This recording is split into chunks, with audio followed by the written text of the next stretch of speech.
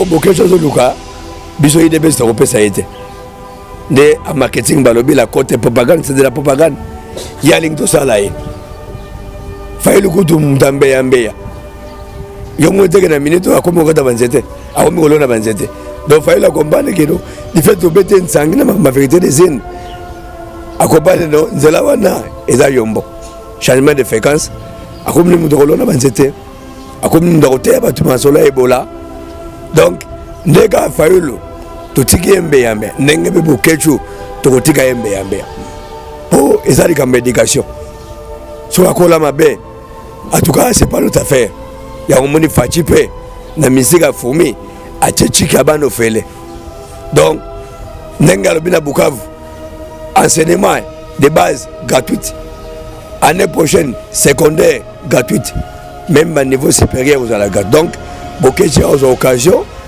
azwa moya otanga parce que ko passe la drapeau Congo et ça manque ya instruction et manque d'éducation donc to l'année dans nzela onte yemoka oyeba acte ya poser ce que ça mabe ben to respecter ma principe l'IDPS a bunda pendant 36 ans pour na valeur dès lors que l'IDPS a su pouvoir to linga to créer mutu na terete mutu na musana mais pouvoir nous allons pouvoir aveuglément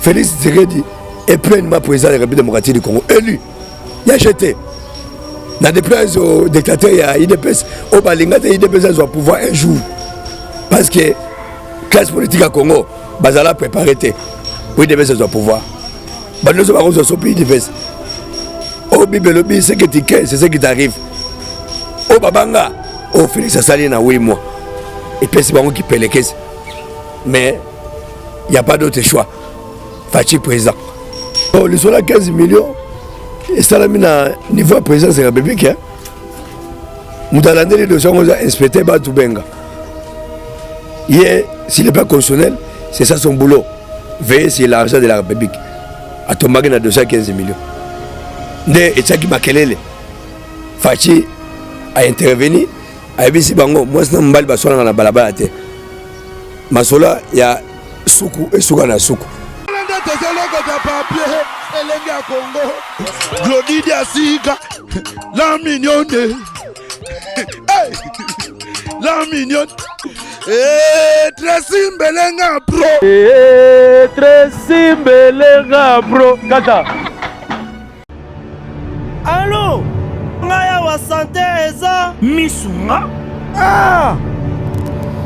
Hey, okatelinga lingala pona santé mwana. Mon fils, pour ma santé, misunga. okatelinga lingala.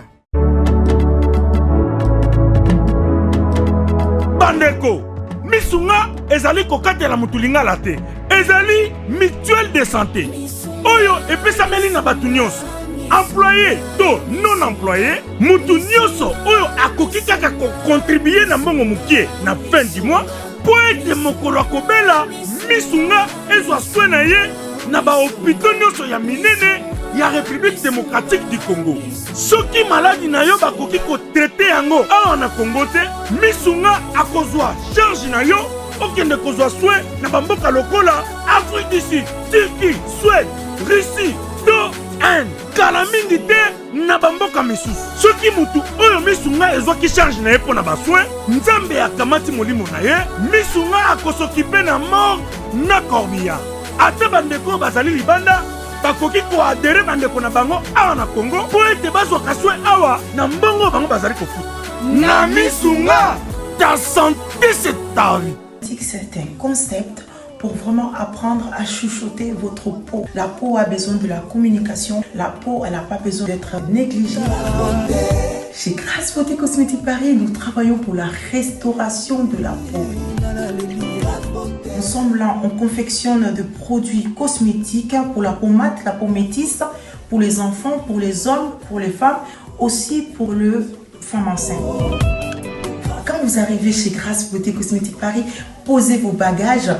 On s'occupe de tout, on s'occupe de la restauration, on s'occupe de comment vous allez communiquer avec votre peau en toute sérénité.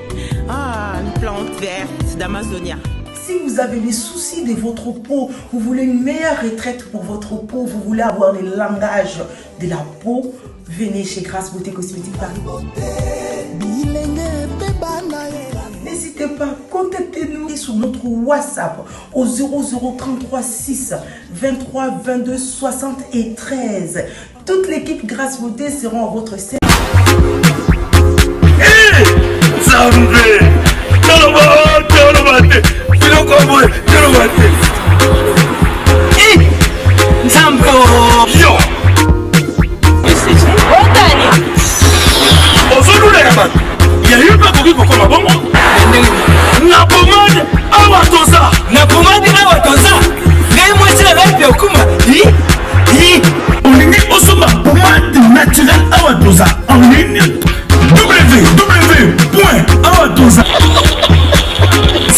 Appelez au numéro 0033 75 11 10 975. Bonne adresse, il y a Kosomba Pomade Awatoza, 70 rue Marcadet, 18e arrondissement, métro Marcadet, ligne 4. Pomade Awatoza, et Salamina Banambokaba Congolais, Nabanzete Yamboka Congo, Bokeba Naburat. pour la COVID Sabamole, Nipende Sinapetolo, Sumba gamme ya pomade Awatoza, masse yango na baparti oyo olingi evimba. Sima ya 3 mois, on fait résultat. Allez. La pommade Awatoza, moi ça n'a pas connu là. Qui bokon. La pommade Awatoza. Bandeko balandi mbote na bino. Nalobi na bino pe merci pour na yebi que vous allez vraiment toujours connecté pour notre la biso de depuis partout. Alors je m'en vais très rapidement dire un grand merci aux pros. Tréchi Mbelenga Pro, je dis un grand merci. Pourquoi pas à Glody Diasuka, la mignonne. Et j'ai dit aussi un grand merci pour ton assistance. Balobi confrère Nanga Rash Congolo. Merci beaucoup à toi. Et voilà, Lelo Bana Poto, Bana partout, Bana Mokili Mobimba. Non, c'est la bino to solo là. Na président, il y a Parlement debout, il y a Victoire Pierre Zomba. Sur cette nayeto solo là, ma solo Italie politique yambora na biso. Tournage na affaire 350 millions. Tournage na affaire 15 millions. Tournage na affaire ndenge tomonaki ndeko na biso Bokechu akati emblème yamboka déchiré vraiment le drapeau. Par là ça veut dire qu'Akati a respecté la constitution té. Torosola ba masolo mo ebele belé au Italie mboka na biso parce que lelo ndenge mboka ezotambola ba nungu leke belé. Je vais pas monopoliser la parole. Non plus c'est Nambote, non plus c'est Maloba. Pierre Zomba. Bonjour. Bonjour ndeko shérif. C'est quoi trop? Pourquoi? Parce que Nanzela na binonde bao balinga ba c'est baïba makamba Congo. Nde bazwaka ba information vraie à la source. Nanzela émission na bino. En tout cas, je suis reconnaissant. Bana mokili mobimba bakomi kolandela makamba Congo. Parce que eloko leki information na la vie ezala raté. Grâce à vous, les Congolais bakomi informer surtout oya libanda.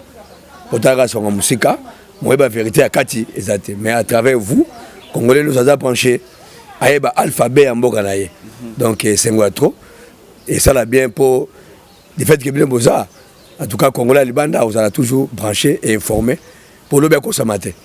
OK Pierre Zomba. Na moni mo il est le zali tellement makasi. Pour na makambo réchauffement climatique. On les a petite parenthèse na fongoli. Ndeko na biso Martin Fayoul. Pesa ki démon ya malamu. Ba maman balona. Donc tout l'eau na banzete pour te combattre le réchauffement climatique. En fait, les cannes ici, et ça m'a bêté.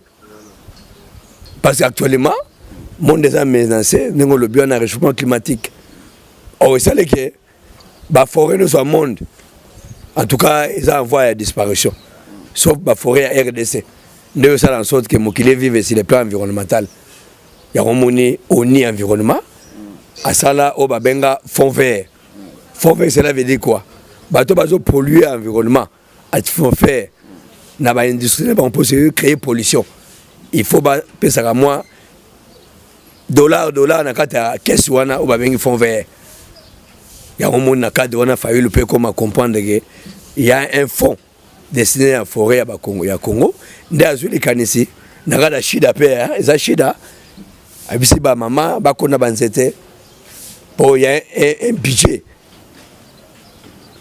moi cadeau spécial pour conserver la nature failli la zana ba idée bien bon ezala nango ezala nango yango monaka soki na ba rond-point mingi omona bato basalaka ba fleuriste omona baokona mpe banzete soki mpe komi monene bato basepela banzete baya kosomba donc eza aide ya fayulu te ezala nango parce que le réchauffement climatique ebandi lelo te le monde est en danger mais solution à monde actuellement c'est le plan environnement eza RDC lelo Pierre Zomba komona ndeko nani Bokechu premier kokata emblème ya mboka kokata kopasula drapeau yo salonde bon esalinga pas c'est un congolais état congolais na sepelité mais le Bokechu zoluka biso idebe c'est kopesa été de a marketing balobi la côté propagande c'est de la propagande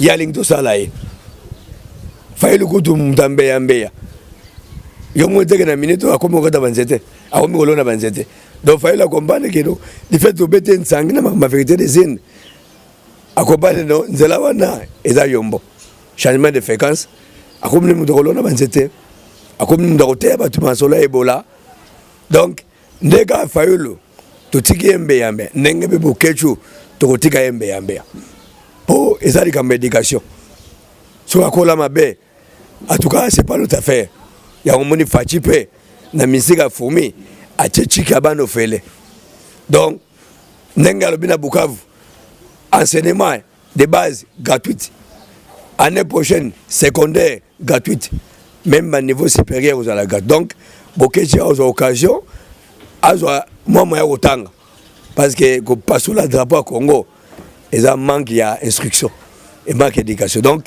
tolande na nzela onte yemoka royeba acte ya posé ce que ça m'a ben ce qui est essentiel to beta masolo mususu avant to beta masolo mususu solution nini gouvernement kozwa pona Bokechu te doit une solution te fachi azana attente azu payer en lambeau odo sala ezaka remontada tout ce Congo entre Sud Soudan et Somalie atolinga te tous à discret parce que bloka Bokechu eza mo banque de distraction de go shérif tout ça là où est essentiel toi ramener la paix la sécurité la stabilité politique na Congo et puis donc créer emploi tout ça makamebela au sala ta ezate donc solution pour créer emploi ni na bambongo zo bonga boy tout ça qui na faire à 15 millions de dollars expliquez biso na affaire wana ndeni comité na ba point bongo bon les sola 15 millions et ça la mina niveau à présidence de la République hein mutalande les dossiers on a inspecté ba tubenga hier s'il n'est pas constitutionnel c'est ça son boulot veiller sur l'argent de la République à tomber na 215 millions nde etaki makelele fachi a intervenu a bisi bango moi c'est mbali basola na balabala te masola ya suku et suka na suku yango amemi bango na justice donc 215 millions na minute ndeko shérif il y a une porte qui est ouverte et ça pas procureur de la République donc linga yeba az la procureur na bisope na fachi tous la verdict ya procureur pourquoi bazo citer ndeko Vital Kamerhe na kati ya makambo bon ba citer comme principe ya droit et lobby muno soza accusé azo jouir na ba bengi présomption d'innocence jusqu'à preuve du contraire Vital Kamerhe aza innocent quitte à la justice ya ko établir ba fait voilà en fait pour na 215 millions tous à la calme fachi azo diriger mboka na ba valeur état de droit c'est pas de pouvoir yemoka lobaki na ko chazolo nanga na mikambo wana te ba instance spécialisée appropriée va s'en charger dans le dossier. Il y a 215 millions dans la justice. Donc, tous à la patient, tous à la procureur a engagé une enquête, a interpellé Nani Barosamba. Donc, biso, en tout cas, on a autre chose à faire. Mais lelo kotala komona kaka kombo Vital Kamerhe ndezo tangama na marambo ya masula mbongo. Tu as faire 15 millions. Tozongi lisusu kuna tozui affaire ya 350 millions. 350 000. Pourquoi réseau tangama na côté ya Vital Kamerhe? En tout cas, nagada séparation pas pouvoir. Ndeko shérif, tu respecter ma principe. L'IDPS a boumda pendant 36 ans pour avoir valeur. Dès lors que l'IDPS a eu pouvoir, tu as créé Moutou na terrete. Moutou na moussana. Mais pouvoir, nous allons pouvoir aveuglément. Félix Tshisekedi est pleinement président de la République démocratique du Congo. Élu. Il a jeté. Dans des places au dictateur, il y a IDPS. Au Balinga, l'IDPS doit pouvoir un jour. Parce que la classe politique à Congo, Bazala préparé. Pour l'IDPS doit pouvoir. Nous avons besoin de l'IDPS. Au Bibelobi, c'est ce qui t'arrive. Au Babanga, au Félix Assali, na 8 mois. Et puis c'est pas moi qui paie les caisses. Mais il n'y a pas d'autre choix. Fachi président. Ti 2028. Et so Fachi en 2028, il est ça y est. Ti Mokoloye Soroya. Pour nous aussi pouvoir pour Longwate de façon démocratique. Pour toi, c'est quel pouvoir. Les peuple na urne, peuple kanisa. Il y a un Fachi, azo parlo à 5 euros. En fonction des peuples d'abord, peuple c'est là. Il y a un moni bloc classe à ban fait. Fachi m'embossa la paix et c'est ça tout et c'est ça tout et c'est sa population té. Ozobeta c'était na gratuité enseignement. Mais na carte gratuité enseignement ceux qui tout tali bien Koko sauve mes ali. Que et ça ga ba jaloux na ba aîné. Ba to bazana un aveugle. Ba cho ne bazolinga te ba para ba paiement. Shérif Ozoé ba c'est que c'est à compte. Frère Kimbuta n'a pas fait connexe. Et c'est pas para on a été tous en que soza esprit nerf d'assiette au bélier AVC. Ba para ba souffrir comme prise en charge. Et prise en charge en groupe et comme ici classe abana au rabais niveau instruction ils ont dit makas parce que comme éducation à double vitesse classe abana au ba para bazana mbongo na bazana mbongo to ebisanga siko so para bazana mbongo te mona otanga ndele vous demandez enseignement comme des équipes yango fachi habiter éducation de base yango nde socle yango nde avenir à lobby ba para ba pema ba nyonga même pétro Congo za mbongo combat sous-sol à Congo diama cuivre or combat et tonga bamboka ya bapaya et tonga ba venir à batu ba tongi ba immeuble ba somba mituka na mbonga Congo. Pourquoi pas mbonga Congo foutre la bana classe mineva lo fele yango fachabi comme ngamona ye mbonga Congo fait servir bana Congo classe bana fele alors ba mesala ko lia mbonga ba para ya ba professeur musuba benga ba comme professeur patron comment yo zo $400 professeur ya Bulungu ya ido fa 90 000 francs congolais professeur ya Mbandaka ya Aru 90 000 francs congolais. Quel déséquilibre. Et Facha Lobi à partir du mois d'octobre bato nyonso o batingi ba créer $245 yo siliki osa la grève tetika mutanga be tika kindoki yango moni Fachi na Bukavu et puis si kanda abi o ezanini ngano ba classe ba no fele bino ba no te pas question classe à bana ndenge na lobaki eza ofele année prochaine secondaire peut ofele surtout que musika ba insi supérieur peut ofele parce qu'on a l'argent dans ces pays ndenge mo la na TV5 sous-sol il faut ça la remontada revanche à sous-sol na sol et là Fachi lobaki donc qui mutema na bango peine perdue Congo na boka bato bien maboka bana IDPS Congo na maboka bato bien bana IDPS mais le loso pe totali musala ngo pezo ezokende ndenge singeli kende te affaire saute mouton tisiko esi la karaté embouteillage tinenge na longwe kuna na ya ipana yo na sali plus ou moins 1 heure du temps nzela embouteillage esi la te pourquoi saute mouton et kanganzela et aussi la camp vaut mieux qu'on ait un embouteillage mabe qu'on ait un embouteillage au banzele zate bolamu ya embouteillage au ba tonga banzela parce que ceux qui banzela sile so moto sile au moins que noté nzele comme pepele. Mais 18 ans. Biloko ebelaka bien. Ou ezaka na goût, au lait avec appétit ebelaka. Facha boy ko lesa bana Congo, biloko ya mbesu. Pourquoi la biloko ya mbesu et créer problème na libom. Bon hôpital pesate. Ya on facha zo temps. Azana rando na mutute. Azo diriger Congo sans plaignant. Azo diriger ka Congo na bolunga Congo na ya Congo, na ya Congolais.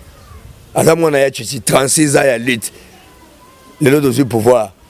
Baba za la tranquille ba romesana. Ba romesana na bango. Kena pompage. Galate so muto esila. Beta tu o uti mpanjo wana. Yo lobeka mbutiaji moleki na so moto ya so de moto ya pompage te. Te ba za tranquille. Ambutiaji aussi la ta ba so moto aussi là. Vome ko melakisa kinini. Pour malaria esila. Eza bololo. Mais ebikisaka. Yango ne combattre la malaria. Donc tondima paso za nango eza motamuke parce que mutasimbi Congo aza papa bolingo. Fachi bolingo. Alingi Congo na ba Congolais ozana idée. Merci beaucoup Pierre Zomba. Je pense que Tokom Nabiso Nasuka naika ko zo ba précision ou t'es pas inayo parce que yo allez vraiment président du parlement de Bouya Victoire et moi mot de la fin na milliers de téléspectateurs au Orlando Biso na numéro contact na vite fait na quelques salutations. Mot de la fin na ngezaka moko. Le boko ekatak, le boko epesaka. Bagata ngote. Fachi azali konji ya RDC. Tala tuna sa na poto. Akeko luka ba investir parce que le président de la République c'est le premier marketeur. Il y a RDC. Quand on a investi, il y a un marché. Il faut présenter investir. Tu as la possibilité au besoin dans la RDC. C'est ce qu'il vient de faire en Belgique et puis les États-Unis. Alors, on a un grand prêtre. Un grand prêtre au bas des locaux. Parce qu'en Europe, après la Deuxième Guerre mondiale, il y a eu un plan Marshall. Où est-ce que l'Europe est là? Et l'entreprise américaine, il y a un vendent en Europe. Japon, c'est les États-Unis. Corée du Sud, États-Unis. Singapour, États-Unis. Presque il y a un monde. Aujourd'hui, en Chine, États-Unis. Les Lonzamba Songi, États-Unis, RDC. Non, c'était une bénédiction pour nous. L'entreprise américaine, en tout cas, il faut les mains. Les Américains de retour au Congo. Grâce à Fachi, diplomatie à Fachi. Donc, les Congolais, tous sont Fachi. Ma bonne délimacation pour le monde malbona. Aina bolunga Congo, aina ba bonne idée. Le voilà belogo a classe abano fele. Chérif, bon wana ba parents. Ba on va faire des déclarations hein. A Oumela. Et puis ba lobini Fachi, soka kitibi on a marché à vendre. Donc les Congolais on va comprendre avec Félix vie qui toque. Pour Félix, azuka bomenga Congo a tchango na table. Kena miba. Mibe zongi hein. Ba du ko futa denema. Donc Fachi, pour ba on la mamne mingité. Ba ko dina polémique na ki mutema be. Fachi a travaillé na kuzu. Ndenge ndeka songa kazala na ye. Fox tranquille. Tono za mafuta, za makele mingité. Yango moni na minute to sekina ba Congolais ya poto na ya Congo Kinshasa to simba Fachi. Yango moni na kina biso to créer mikolo biso parlementaire de beau. To bisi mokili momba parlement de beau rien que l'IDPS. 2023 rien que l'IDPS. 2028 rien que l'IDPS. 2050 rien que l'IDPS. 2100 rien que l'IDPS. Timukolo eso ya rien que l'IDPS. Donc bino bana poto la 2023 faut voter. Bino nyonso diaspora ya monde atie boza sima Félix. Bon en 2023, bon pese ba fona bino. Merci beaucoup mon vieux. Mon numéro contact vite fait. Le numéro contact nangai plus 243 89 86 70 644 plus 283 et plus 283 89 86 70 644. Bambote nanga ming na Meta bien à Londres. Bila le France na France. Daniel Donald Kabasele na Danini Zola na Belgique boza ebele on a tangité Rosie na Belgique na bi na séjour na Belgique ozonga mpanjo bo koma mpanjo mbote na okaka mbote na fachi ninga na Lubumbashi kuna boulot kitoko pour asali meeting lobi a jeté kolonga aéroport ba accompagner ben de foule mona ko yaza nkoyi mona politicien ezabilo wa famille donc play a jeté asali meeting ya jeté pour ya komika système ko sa ba discours ko sa meeting sans papier donc a créer le wasika donc ba salutation na ngana bana poto bana Londres bana États-Unis bana Canada bana de partout ya bino ndeko et boyeba que toujours préparé mo bangé na manifestation le 19 octobre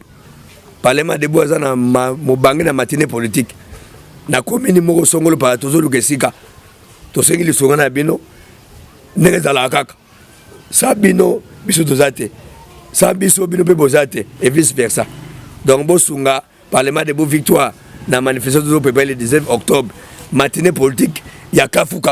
Merci beaucoup Pierre Zomba, je pense que le message est passé et moi je m'en vais tout de suite dire un grand merci au pro, Tracy Melinga Pro, je dis un grand merci à Glody Yasuka la mignonne et pourquoi pas dire un grand merci à toi Rash Kongolo et Deborah Njoï Balafuga, Saint Sabonguni, MK Communication, l'ascenseur de l'image, Jonathan Mukwaya, Nabino Botala, vraiment Tina Basuka émission. Nassing Nabino, merci beaucoup et je vous dis à très bientôt. Bye bye.